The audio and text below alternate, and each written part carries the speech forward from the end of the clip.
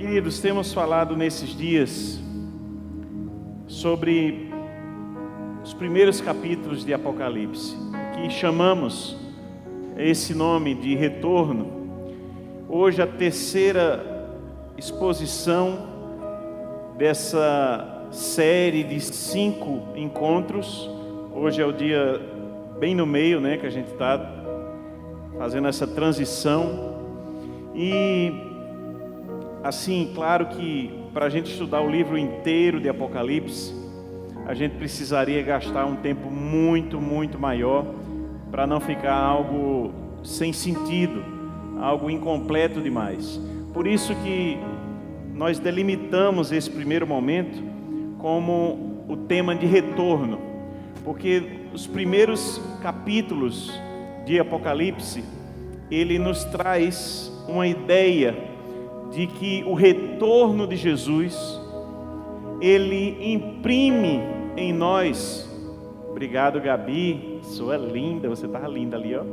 E aqui também, obrigado. Meu Deus, perfeito. Já você vai tomar também.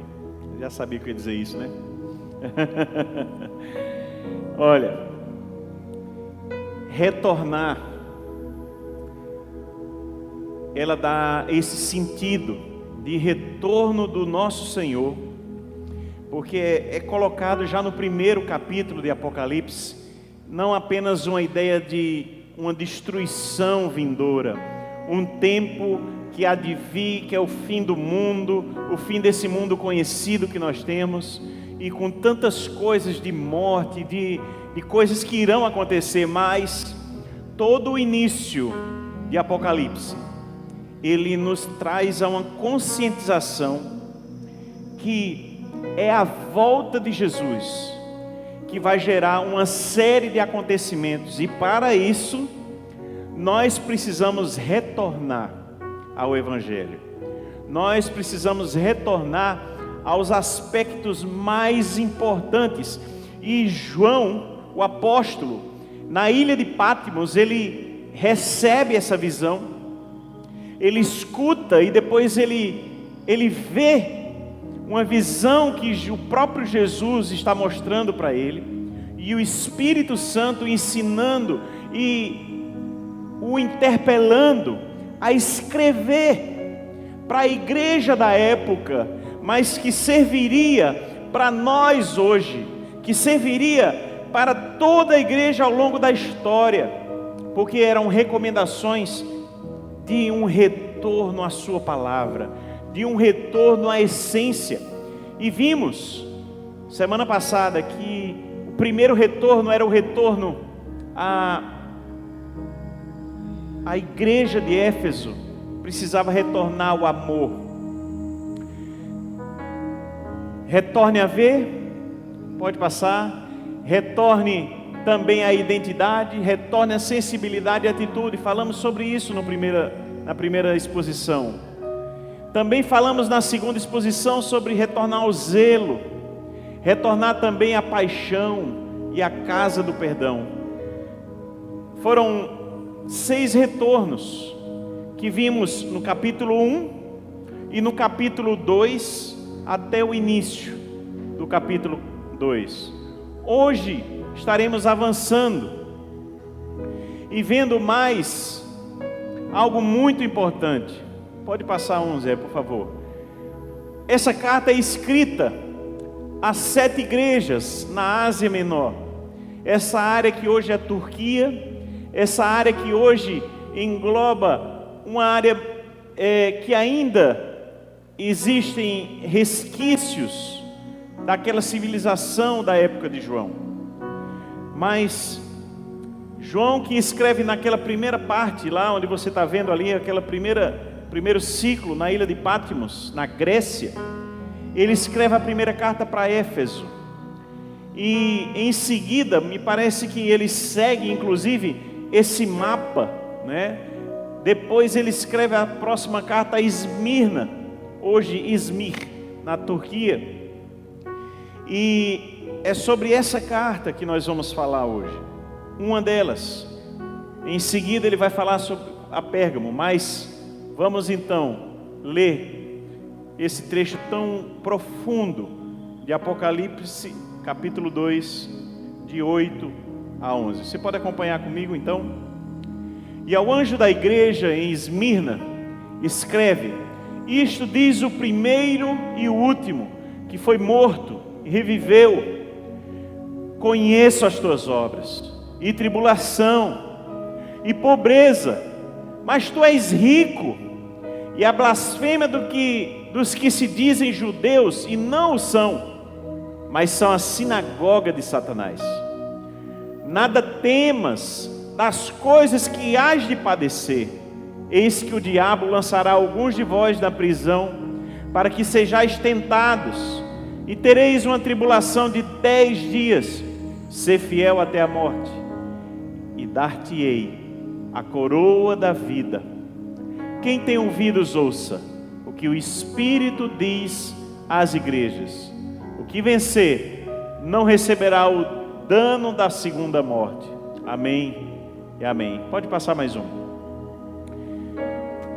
Falei para vocês que Jesus, ele sempre, ao olhar para uma parte da igreja, porque 7 igrejas do Apocalipse não eram a totalidade real de todas as igrejas que existiam à época, mas 7 é a ideia de uma totalidade, como se a carta fosse escrita para toda a igreja, não física, mas aonde ela estivesse no mundo, inclusive para o nosso tempo.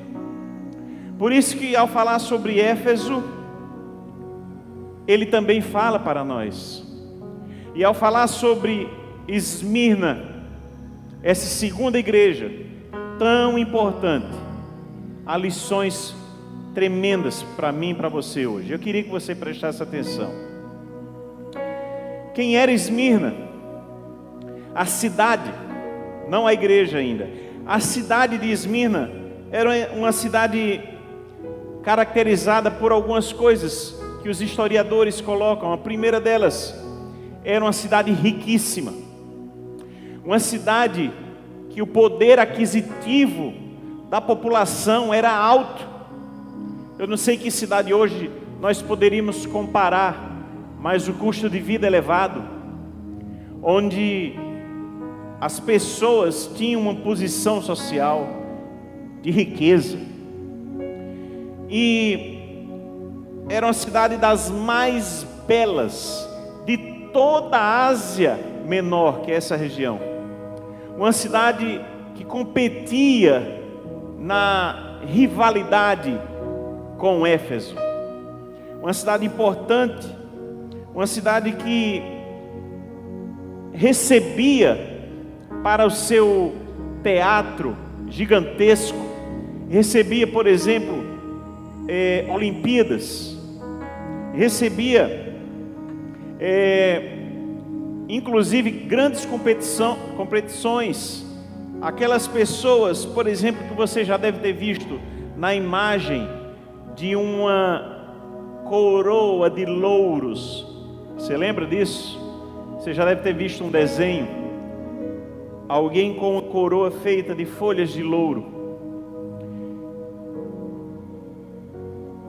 E aí a gente pode entender porque Jesus diz: eu estou vendo a tua tribulação, eu estou vendo quem você é, mas olha, se mantenha firme, porque eu vou te dar uma coroa.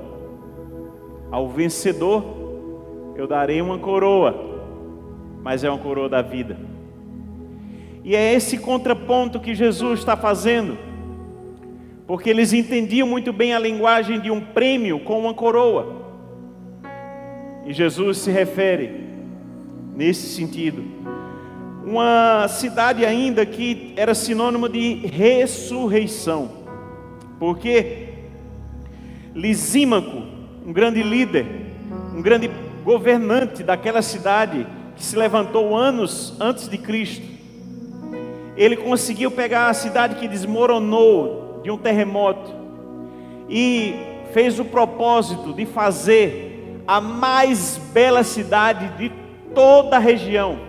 Contratou os melhores arquitetos e elevou a cidade, que ficou conhecida como a flor da Ásia Menor, de tão bela que era Esmirna, que significa mirra. Uma cidade bonita para se ver, que enchia os olhos e que o poder aquisitivo era muito alto. Mas qual era a igreja que estava lá? Qual a característica da igreja? E em contraponto, nessa ideia de uma igreja que está numa cidade rica, a igreja que se desenvolveu cristã na região era formada eminentemente por escravos. Uma igreja pobre, de poder aquisitivo baixo, porque cresceu em meio justamente das poucas pessoas que havia de poder de baixa aquisição. Então,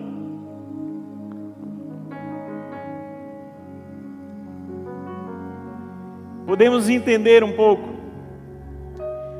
alguns contrapontos que Jesus faz questão de dizer. Pode passar.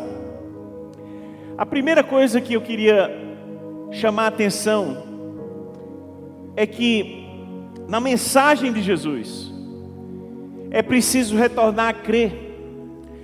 Ele fala para um povo pobre, mas um povo que sabia no que cria, porque poderia ter motivos para não perseverar, poderia ter motivos para, com a perseguição instalada, rapidamente fraquejar.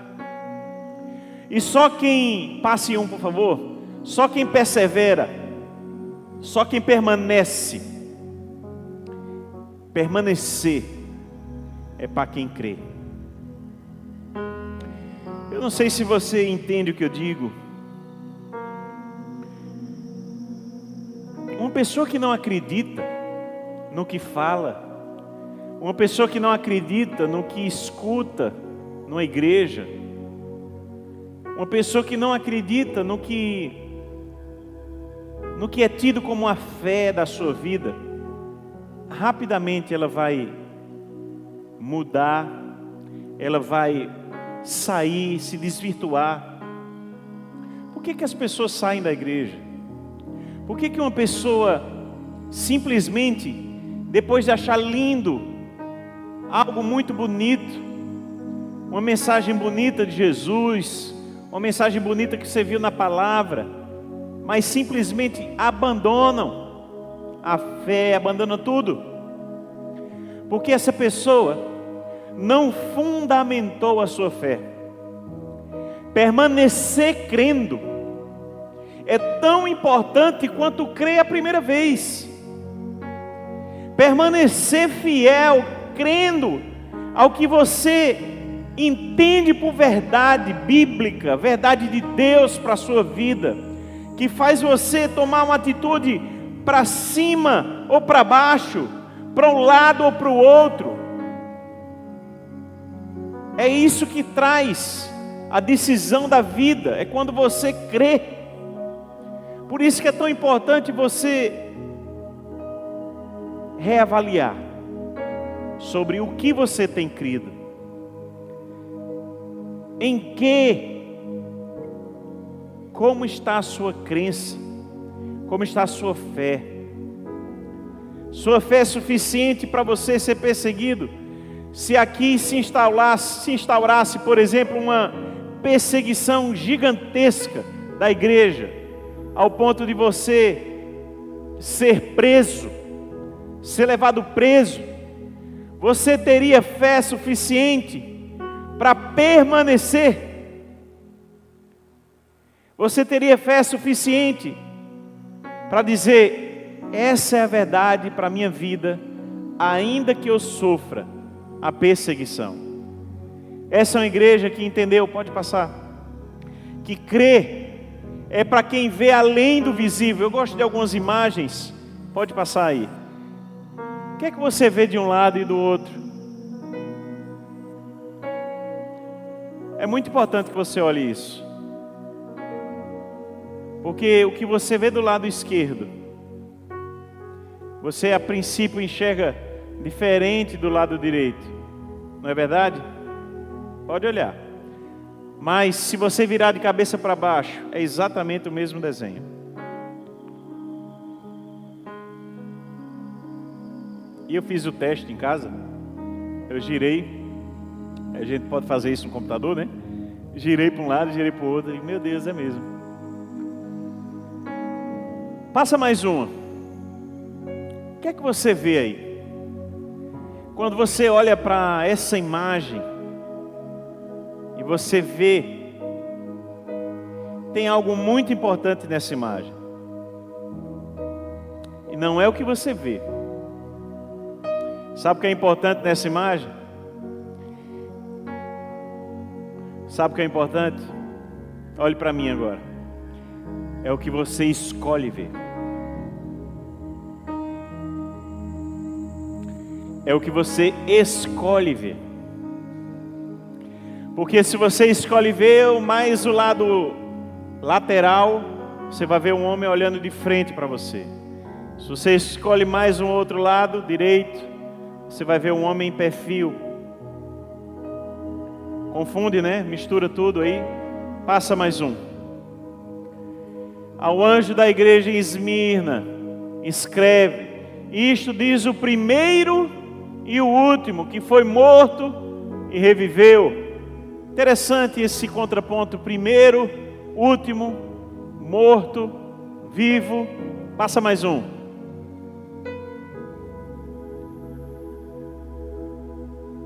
Olhe bem para o centro dessa imagem. O que você vê? Uma vela que acende uma água.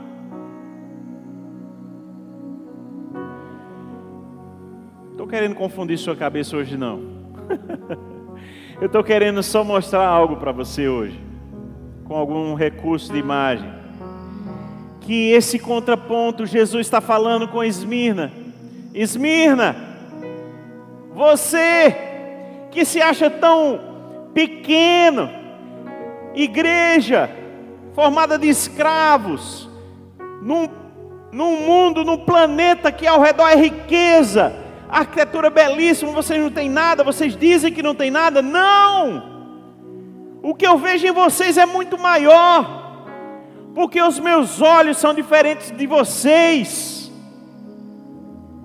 Você se diz pobre, mas você é rica. Você se diz de um jeito, sabe? E na sua cidade, porque eu não dei essa informação, mas essa cidade era uma cidade onde era muito forte a questão do imperador. Ainda há uma cidade mais forte do que isso, mas também. E ele estava dizendo que a questão da perseguição, que era muito forte em Esmirna, que era a presença pesada do imperador. Entende o que eu estou dizendo? Quem está me entendendo? E ele está dizendo: não é o imperador quem manda aí. Eu sou o primeiro e o último. Vocês estão na minha mão. E não é a visão de pobreza que vocês estão vendo, porque eu estou vendo as qualidades em vocês. Vocês permanecem fiéis. E é isso que eu quero passar para vocês hoje. O pobre, o rico, aquilo que é morto, mas que está na vida, na verdade. E judeus, essa cidade tinha um grupo de judeus que não tinha, na verdade, o coração em Deus.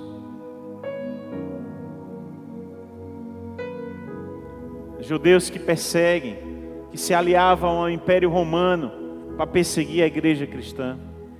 Um judeu que era para ser povo de Deus e que não era. Entende como a cidade estava no paradoxo? Esmirna é a cidade do paradoxo. Graças a Deus, o paradoxo para a igreja era de qualidades boas, quando as pessoas poderiam não ver. Mas e a minha vida e a sua? Será que temos vivido um paradoxo como Esmirna? Que as pessoas podem não enxergar qualidades em mim e em você, mas Deus olha para mim e para você e se agrada do que vê. Como Deus vê a tua vida? Eu queria que você aplicasse isso para a sua vida agora. Eu queria que você pensasse como Deus lhe vê. Porque não adianta os olhos de quem está te vendo, e até adianta pela questão do testemunho, mas para Deus importa quem você é, importa a sua fé, a sua fidelidade, que é a próxima coisa. Olhe com a lente. É uma cidade, uma igreja que, sendo pobre, mas consegue crer. E porque crê numa vida que virá, crê no eterno, crê, isso é forte dentro deles, permanece fiel, porque na humanidade não havia razão nenhuma para Esmirna permanecer fiel. Uma igreja pobre, perseguida, sabe, num lugar onde havia muito para desfrutar, mas uma igreja que se mantém fiel. E Jesus elogia isso. Como está a tua vida? Como está? E como Jesus vê a minha vida e a sua vida? Segunda coisa que a gente vê é: retorne à fidelidade. É preciso se tornar, é preciso virar para essa igreja de Esmirna, se voltar para ela e enxergar que ela é uma igreja que é fiel até a morte.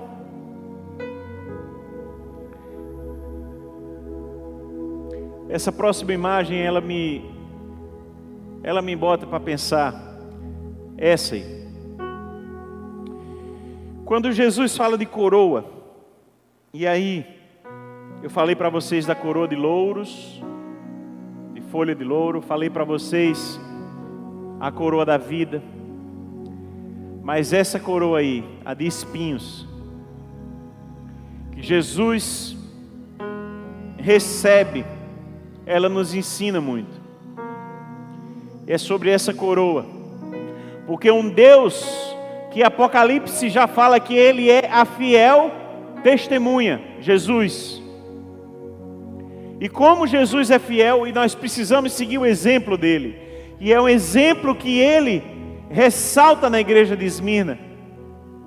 Vocês são fiéis, mesmo face à morte. E olha, tem mais, Esmirna, vocês vão sofrer perseguição aí de 10 dias. Vai ser uma perseguição pesada.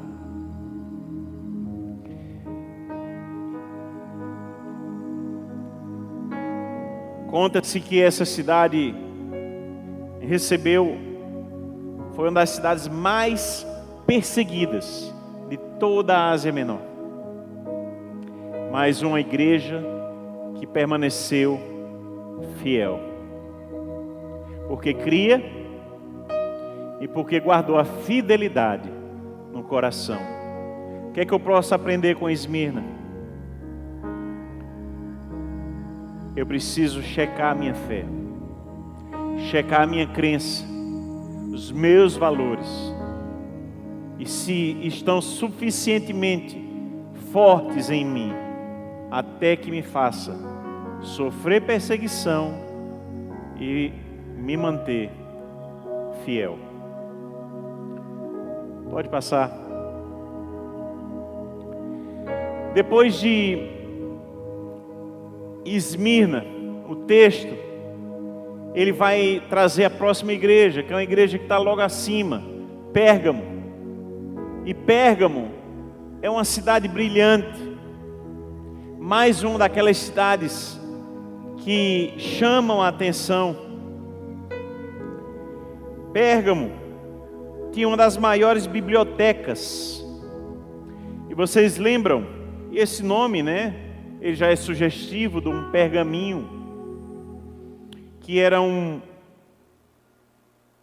maneira onde se escrevia em couro. Basicamente, a antiguidade trazia o papiro e trazia o pergaminho. Papiro, proveniente mais do Egito, mais feito com a própria planta, né? Que origina o nome. E que Pérgamo tinha uma coleção gigantesca de papiro. Mas também depois imprimir, colocar no couro, no pergaminho. De forma que Pérgamo se destaca com cerca de 200.000 títulos escritos.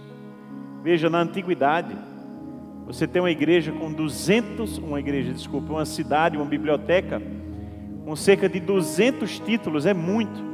Imagina a questão da cultura nessa cidade, uma cultura gigantesca, riquíssima. Também era o centro do paganismo religioso, a cidade de Pérgamo. De toda a região era um centro. Inclusive havia culto. Os da medicina vão saber que o Esculápio, por exemplo, o deus da medicina, a história da cobra, né, a serpente lá com a medicina, também era cultuado todos os dias em Pérgamo. Havia o templo de Zeus. E eu disse a vocês que em Éfeso havia uma das 7 maravilhas do mundo. Quem lembra o que eu disse? O templo de Artemis ou Diana.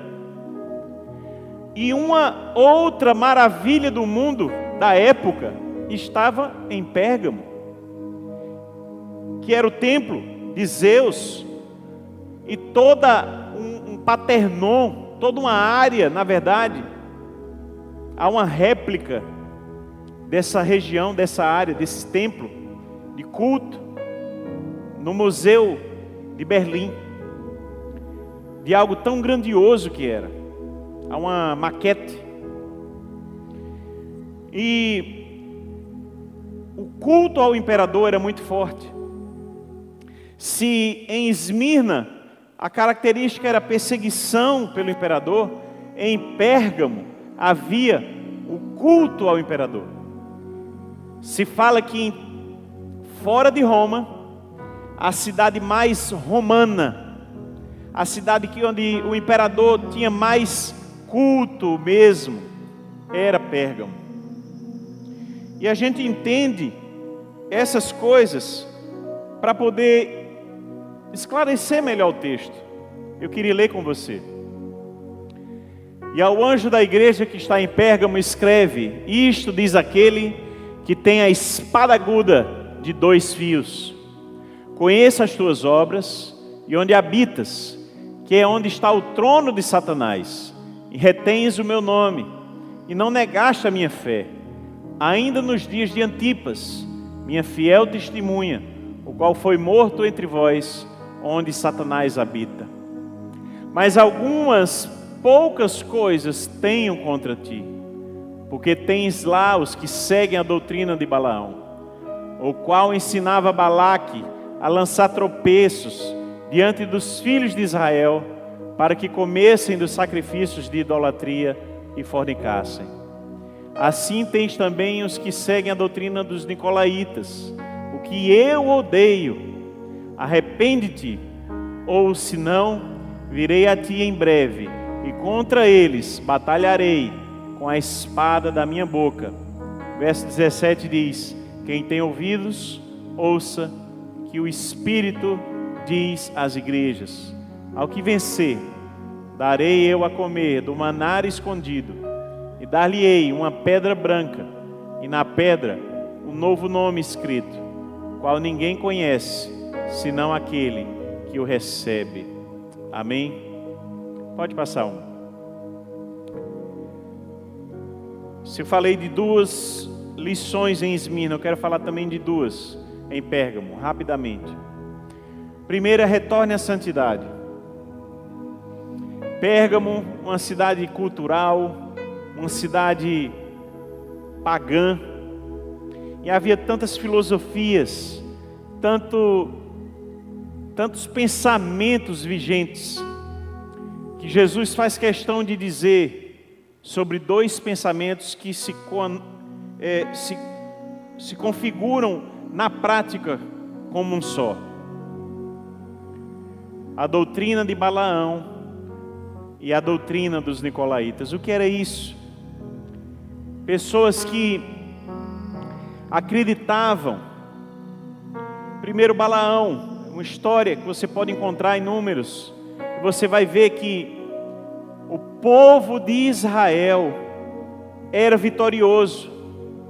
O povo de Israel, nas suas batalhas, sempre venciam, porque a mão de Deus estava com o povo. E Amaleque, um dos reis que estava no caminho, na trilha, ele percebe que Israel vai atropelá-lo também, e chama um dos profetas que poderia ser comprado, Balaão, para dizer: olha, vem cá, profetiza contra esse povo, profetiza porque eu quero que eles percam contra mim. E Balaão tenta, ao ponto, estou resumindo, ao ponto de desistir, e diz a Amaleque: olha, não dá, porque esse povo tem um Deus que, juntando os deuses todos aí, não consegue vencer esse Deus. E esse rei, sem se conformar, ele diz: descubra um jeito. E Balaão diz: olha, tem um jeito. Se esse povo pecar, se esse povo deixar o pecado entrar na sua vida, eles vão enfraquecer, porque a bênção de Deus vai sair de sobre eles. E essa é uma maneira que esse povo começa a falhar e a perder sua batalha, porque eles contratam senhorinhas, botam ali na frente da tenda, e a pessoa entra e encontrava uma mulher sedutora, uma mulher que seduzia os homens de Israel, e os homens caíam na infidelidade, caíam na fornicação, e Israel sofre pelo pecado. Essa é a doutrina de Balaão citada, a doutrina que faz o povo pecar com a fornicação. E há um outro pecado que é a idolatria, um outro pecado que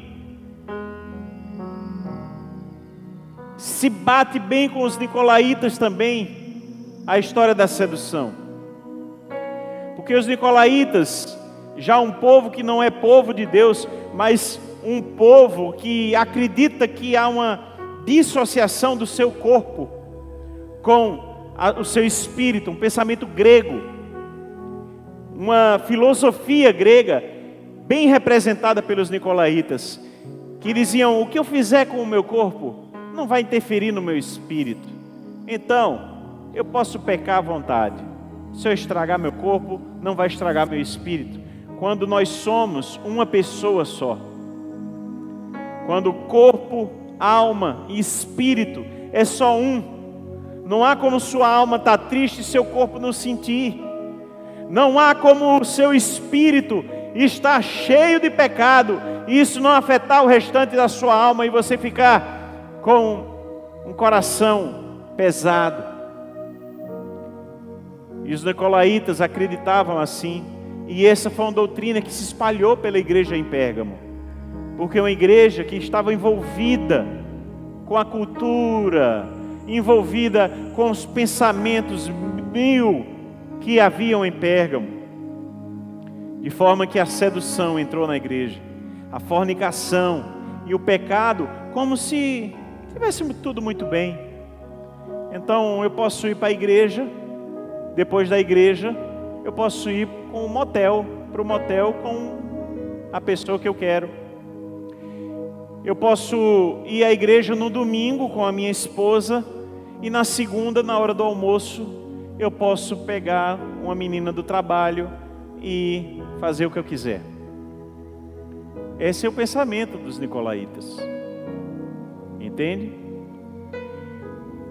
Eu posso ter também, faça que é o pensamento da idolatria, e não somente o pensamento de que idolatria é um ser que eu idolatro, mas o dinheiro, por exemplo, a Bíblia diz que a avareza é idolatria, é o amor ao dinheiro, tudo aquilo que substitui Deus na minha vida. E eu botei o exemplo do dinheiro aí, porque há pessoas que vivem para ganhar dinheiro. A função na vida da pessoa e todo o projeto de vida da pessoa é para ganhar dinheiro. Entende? Então, nós precisamos entender. E Deus diz muito claro, Jesus fala, eu odeio essa doutrina dos nicolaítas. Odeio. Está escrito lá. Acabamos de ler. Pode passar.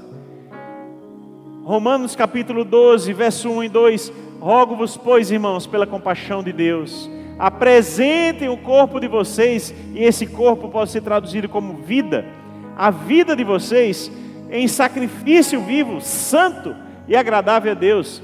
Esse é o culto racional. Esse é o culto que Deus quer. Sabe, uma vida para Ele. E não sejam conformados, olha, não tomem a forma do mundo, mas sejam transformados pela renovação da vossa mente, do vosso entendimento, para que experimentem qual seja a boa, agradável e perfeita vontade de Deus. Esse é o recado de Deus para o seu povo. Nós precisamos não tomar a forma do mundo, não nos contentar, não estar felizes quando tomamos a forma do mundo, mas tomarmos a forma que Deus quer que nós tomemos, transformarmos nossas mentes pela renovação da mente, pela palavra, pela leitura.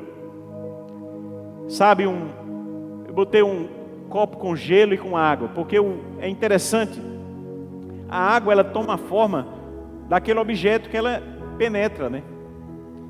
E é isso que às vezes acontece com a vida da gente. Às vezes a gente é como esse gelo. Ele inicialmente não tem nem a forma do copo, né?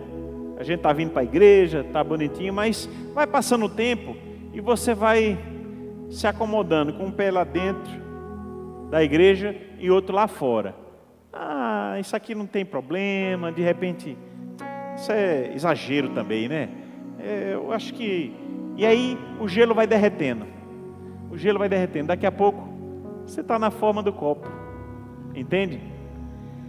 Botei outra imagem aí para você entender, ilustrar, que a gente tem que ser como essa cereja. Pode botar o que for ali, a cereja vai ser cereja. A gente vai ter a forma bonita, mesmo vivendo em um ambiente. Deu para entender a ilustração aí do gelo e da cereja? O gelo, com o passar do tempo, ele vai tomando a forma do ambiente que ele está. A cereja não. Sejamos cerejas. Vire para quem está do seu lado, diga aí: você tem que ser uma cereja bonita para Jesus. E a última coisa que eu queria falar, gente, é retorne à palavra. Sabe, quando eu leio esse texto e ele me salta aos olhos de uma maneira muito profunda, algo. Passa aí. Olha essa carinha, não, volta aí. Essa carinha do Snoopy. É porque quando a gente diz assim, retorne à palavra, aí a pessoa já pensa assim, lá vem pastor Neto de novo com essa história de voltar à palavra. Meu Deus, vou ter que ler de novo. Minha gente, a nossa vida tem que ser prazeroso, o estudar, o crescer em Deus, buscar Deus, buscar a sua palavra. Isso é fundamental para a vida do cristão, sabe? E o que me salta aos olhos, eu deixei em amarelo para você ver. Doutrina. Jesus está falando de doutrina. Aí o outro verso 15, doutrina de novo. O mundo está ensinando a doutrina deles, todos os dias, para mim e para você. O mundo, sem dizer que está ensinando, ele está ensinando. A universidade, o ambiente de trabalho, colégio, o que for, está ensinando ideias liberais, ideias que, não tem nada a ver isso, cara, tu é careta, tu está fora da onda, tu está por fora, pega um baseado aqui, vamos para farra ali, vamos fazer isso, aquilo, outro. E quando você menos imaginar, você é o gelo mais derretido que existe. Você tomou a forma do mundão, está no meio das drogas, está no meio do fuzuê. Você conhece alguém que entrou por esse caminho e conseguiu entrar e sair numa boa, sem problema nenhum, permaneceu ficando? Em geral, a pessoa entra se achando forte demais. E a Bíblia diz, aquele que pensa que está em pé, o que é? Cuide, viu? Cuide. Pode passar um. Mas o que salta aos olhos quando ele fala da doutrina, ele diz arrepende-te, e ele diz o que, ó? Contra eles eu vou com a espada. A espada, porque doutrina que não é de Deus, se vence com a espada de Deus, que é a palavra. A palavra que sai da boca de Deus. Hebreus capítulo 4, é a espada de 2 gumes, que penetra e alcança o interior humano, e faz diferença na minha vida e na sua vida. Falar de amor, falar de santidade, falar de buscar a Deus em primeiro lugar, e todas as outras coisas vão ser acrescentadas. Falar que felicidade não é o que o mundo oferece, mas é viver aos pés da cruz. Eu quero terminar com essa imagem aí do Snoopy. Gostei do Snoopy. Essa imagem que nos ensina, ele ali escrevendo algo, tomando nota, e o amiguinho dele ali do lado, falando alguma coisinha para ele. Se a gente pegar essa imagem, essa caricatura, e saber que o Senhor vai soprar no nosso ouvido as coisas, que o Senhor vai nos ensinar, e que eu preciso tomar gosto pela palavra, que eu preciso tomar gosto por, ler, escrever, meditar. Isso vai fazer diferença na minha vida e na sua vida. Passa só mais um. Retorne a crer, retorne à fidelidade, retorne à santidade e retorne à palavra. Hoje nós encerramos a igreja de Esmirna e Pérgamo. 3 igrejas já vimos: Éfeso, Esmirna e Pérgamo. Queria que você fechasse seus olhos nessa hora e orasse comigo, pedindo a Deus para lhe ajudar. Senhor, em Tua presença, nós nos colocamos para Te dizer o quanto nós precisamos aprender, Deus. Aprender com essas igrejas que não estão ali simplesmente por estar, mas que o exemplo delas nos ensina todos os dias. Uma igreja que pode, ainda que perseguida, mas glorificar o Teu nome, porque crê, porque é uma igreja fiel. E Deus, aprender também com os de Pérgamo, que precisavam, Deus, precisavam sim estar diante do Senhor em santidade, não se misturando com o mundo, não se misturando em coração com a doutrina do mundo, Deus, ainda que vivendo no mundo, mas sem estar, Deus, com o coração no mundo.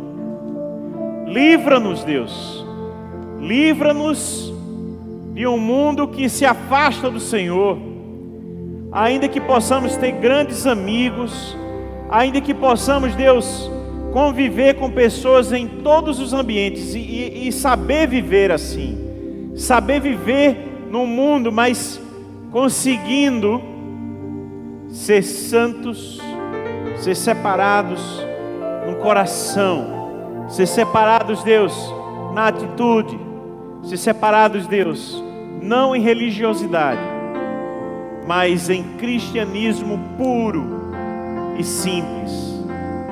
Deus nos ajuda a retornar a Tua palavra, a retornar, Deus, e a conseguir meditar, para que as doutrinas que o mundo ensina possam ser vencidas em nosso coração, em nossa mente, e nós possamos aprender diretamente do Espírito Santo, do Senhor, que nos ensine dia após dia. Deus, nos ajuda, essa é a nossa oração, no nome precioso de Jesus. Amém e amém.